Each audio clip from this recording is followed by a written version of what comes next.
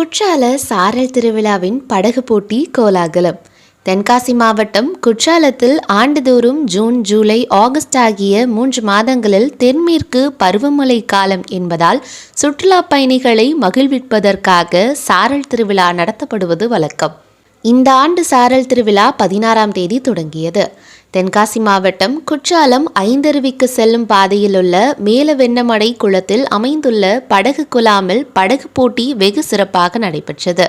தமிழ்நாடு சுற்றுலா வளர்ச்சிக் கழகம் சார்பில் நடைபெற்ற ஆண்கள் மற்றும் பெண்களுக்கான படகு போட்டியினை மாவட்ட வருவாய் அலுவலர் ஜெயச்சந்திரன் துவங்கி வைத்தார். பெண்களுக்கான படகு போட்டியில் முதல் 3 இடங்களை பிடித்தவர்களுக்கு பரிசுகளும், ஆண்களுக்கான படகு போட்டியில் முதல் 3 இடங்களை பிடித்தவர்களுக்கு பரிசுகளையும், போட்டியில் கலந்து கொண்ட அனைவருக்கும் ஆறுதல் பரிசுகளும் வழங்கப்பட்டது. இதில் சுற்றுலா பயணிகள் பலரும் ஆர்வத்துடன் கண்டுகளித்தனர்.